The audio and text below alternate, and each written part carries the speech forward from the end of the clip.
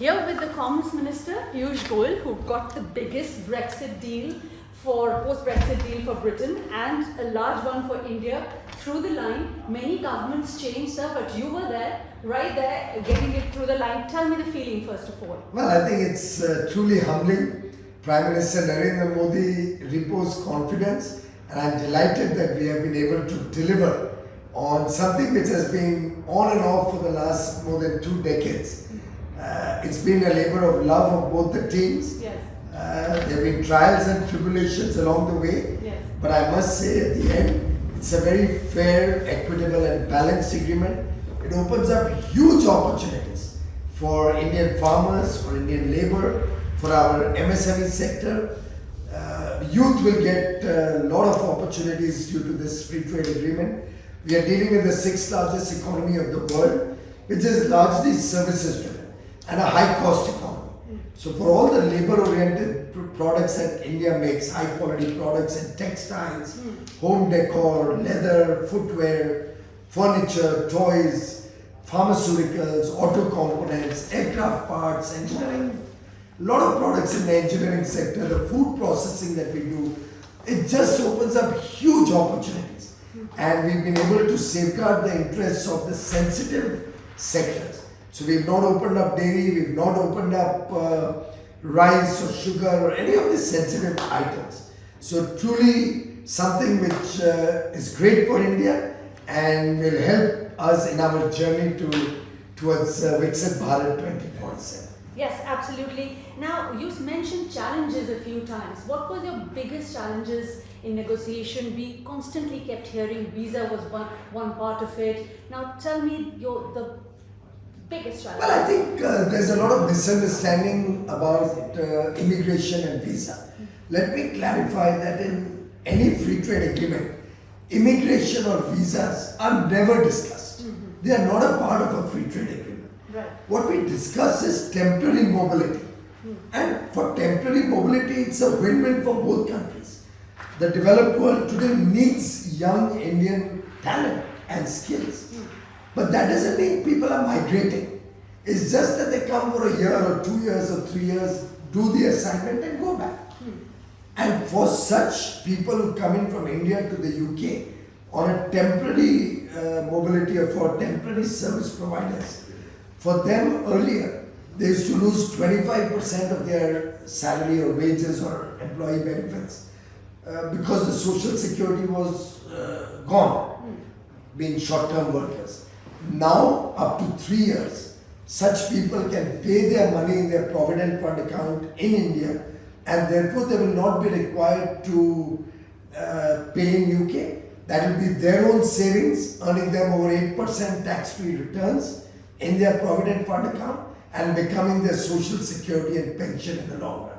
So it's truly going to be a game changer for our talent, for our youth to become service providers in UK and will help the UK economy because they will get high quality talent at affordable prices which will help them grow their economy and help them create jobs in UK for the local people. Brilliant. So, though this deal apparently was locked over a chocolate ice cream, as that it's true that you still owe Jonathan Reynolds, you didn't open the dairy. Well, yeah, the final deal happened in a very interesting manner. I was taking a train from Brussels to London, only on transit to be taking a flight from London to New Delhi, because there's no Brussels-New Delhi direct connection. And while I was on the train, it was a Saturday afternoon, I received a small SMS message from Jonathan Reynolds, my dear friend, inviting me to take a walk with him at Hyde Park, even though it was just a transit halt and a holiday. And on a Friday afternoon, I think it was. And I accepted his invitation. I reached London, went up to my hotel to change into sneakers and t-shirt, and we met at the Serpentine at the Hyde Park. He bought me an ice cream, we started walking towards my favorite place, which is Lido. And through the walk from Serpentine to Lido, which is about half an hour or 40 minutes, we negotiated the last few elements of the agreement. And we had a coffee and shook hands at the Lido, where the deal was concluded. How interesting is that? Could you please divulge what were the last few that got it over the line? Well, these are negotiations that happen with all countries. Every negotiation has its own nuances. Yes, of course. Different countries have their own sensitivities. Different countries, we have offensive interests and a defensive interest. So there can never be a one size fits all. Yes. And what happens in the negotiating room remains in the negotiating room. Yes, of course, what happens, I agree with that, but very quickly, the benefits of this deal are yet to come. Would you please, because this has to go through the ratification process, isn't it? Yeah, it will take a few months in UK, even though India has already received its cabinet approval. But the good part is this was a deal which has bipartisan support. It was largely finalized during the Conservative government. The last few elements came in when the Labour government came into power. And I must be fair to my friend Johnny. When he was Shadow Minister of Trade, before he became, their party came into government, he met me in India. He came home once late in the night at about 11 o'clock. And we had a cup of coffee and desserts.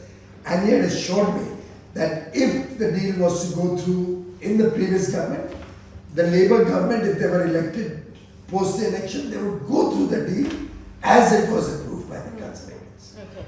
And he said if it doesn't get finalized, we will build upon it and approve and finalize it with you, which is what finally happened. So they did not back out of anything that was discussed with the previous government. We finalized the remaining elements, and here you are. We have a very fair and equitable, balanced free trade agreement. So I think both parties have shown great support, bipartisan manner. I wish we had such support in India in a bipartisan manner rather than one or two opposition leaders who failed to do good agreements when they were in government, now trying to pick holes where there are none. But it has gone through in India, that is brilliant. Just last one there was a very brilliant metaphor of cricket given by the Prime Minister. The swing in the miss. And I thought the story for me lies there in the swing in the miss. Because Khalistan issue was raised and economic offenders issue was raised. What about ironing those swing in the miss? What was the reaction of the British government on these matters especially? Well, those are issues that the Foreign Office deals with, and they would have, of course, briefed all of you about these discussions. My focus has been on trade. My focus has been on the free trade agreement and the double contribution convention agreement, which we have very successfully navigated with a straight bat. With a straight bat? And with a 6 all over the stadium on every subject on both sides. Exactly. So we've ended up with a tie, which is good for both countries, which will be great for my Indian brothers and sisters. Stakeholders from different sectors were present today at Chequers, the Honorable Prime Minister Keith Starmer's summer residence, and there was universal acclaim and excitement in the room. Yes, that's absolutely, I think there is excitement indeed. Before you leave, do you want to give the top 3 takeaways for India for this? Well, it will be great for our labor-intensive industries like textiles, footwear and leather products, toys, furniture, auto components, aircraft components, all the engineering goods that we make. It will be great for our farmers because their produce will get value added and get a big market in United Kingdom free of duty. It will be great for our services sector, which will now not have to lose that 25% on employee costs and help them not only become more competitive but provide services in UK on short-term basis, but will also create huge job opportunities for UK people, because as their services sector grows, with the talent that is supplemented from India, the local people will also get a lot of opportunities. So the big takeaway is it's a win-win, and an agreement is only successful when it does good for everybody. Everybody. We've saved all the sensitive stuff.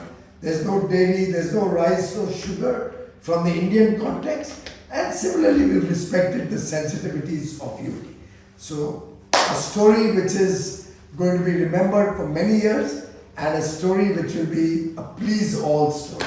Oh, that's fantastic. Win-win for all, and you have earned a friend along the way, Johnny, as you very nicely called him, Johnny, who Piyush ji still owes an ice cream to, it seems, but indeed the hit and the misses, the swings and the misses will be ironed out, and it will be more straight path, one hopes, going forward between India and the UK. Now they've finally signed the FTA and resetting and strengthening the relationship further.